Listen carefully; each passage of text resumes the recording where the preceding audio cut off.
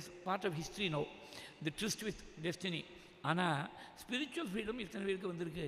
Spiritual யாரோ ஞானிகளுக்கு வந்திருக்கலாம், மகான்களுக்கு வந்திருக்கலாம். நாம் இன்னும் அந்த சம்சார பந்தத்தால் கட்டுப்பட்டு தானே இருக்கோம்.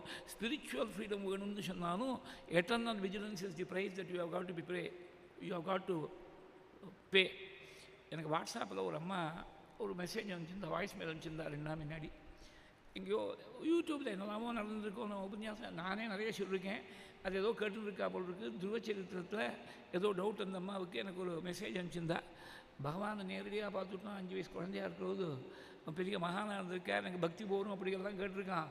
அப்பேற்பட்ட துருவன் இதுக்காக யக்ஷர்கள் ஆயிரக்கணக்கான யக்ஷால போய் எதுக்காக நிற்கிறோம் பண்ணோம் அப்படின்னு கேட்டிருந்தா.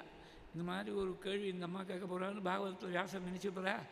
அந்த சமயத்தில் சுவாமி தான் பிரேரணை கொடுப்பார். உடனே அதுக்கு ஒரு வாய்ஸ் மேல் இருந்துச்சு அந்த அம்மாவுக்கு.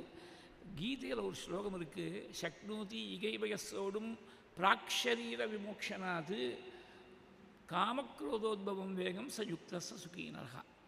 சரீரத்தை விட்டு உயிர் பிரியறதுக்கு முன்னாடி காமத்தையும் கோபத்தையும் விட்டுடு அப்படின்னு சொல்லலை. காமத்தால் கோபத்தால் ஏற்படக்கூடிய வேகத்தை தாங்கக்கூடிய அளவுக்கு உனக்கு பக்குவம் வந்தால் கூட நீ பெரிய யோகியாக போயிடுவே அப்படின்னு பகவான் வாக்காக சொல்கிற. அதுக்கு பாஷ்யத்தை என்ன பண்ணிருக்கா, கடைசி மூச்சு முட்டும் டைம் இருக்க. அதனால் பிராக்ஷரீர விமோக்ஷனாது, உயிர் சரீரத்தை விட்டு பிரியறதுக்கு முன்னாடி அந்த க்ஷணத்தில் நீ காமத்தையும் கோபத்தையும் அந்த காமத்தால் கோபத்தால் வரக்கூடிய வேகத்தை தாங்கிண்டா கூட போகிறோம். You have got time to the last breath அப்படின்னு நினைக்காத. வியாக்கியானத்தில் சொல்கிற கடைசி நிமிஷம் பர்யந்தம் எப்போ வேணால் காமம் தாக்கலாம், கோபம் தாக்கலாம்.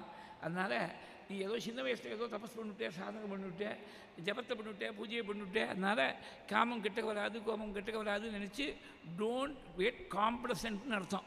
அதான் வியாக்கியானம் பண்ணிருக்கா. அதை எடுத்து அந்த அம்மாவுக்கு சங்கரமாக வாய்ஸ் மெயிலில் சொன்னேன்.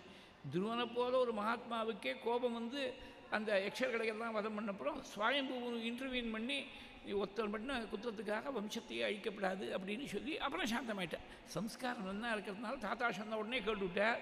அதுக்கு முன்னாடி கோபத்தில் எல்லாரையும் வதம் பண்ணாலும் யாருக்கு வேணால் துருவன்னால கீழே இறங்கிவிட்டான்னு அர்த்தம் இல்லை. நமக்கு காட்டுறதுக்காக, பாடம் காட்டுறதுக்காக. கோபம் யாருக்கு வேணால் எப்போ வேணால் பாதிக்கலாம், காமம் எப்போ வேணால் பாதிக்கலாம்னு காட்டுறதுக்காக சரித்திரத்தை அப்படி சொல்லியிருக்கார் பாகவதத்தில். இதனால் இதை ஞாபகம் வச்சுக்கணும். யாருக்கு வேணால் எப்போ வேணால் இந்த மாயங்கிறது எப்போ வேணால் பாதிக்கும். Eternal vigilance is the price of freedom, more so in the spiritual field.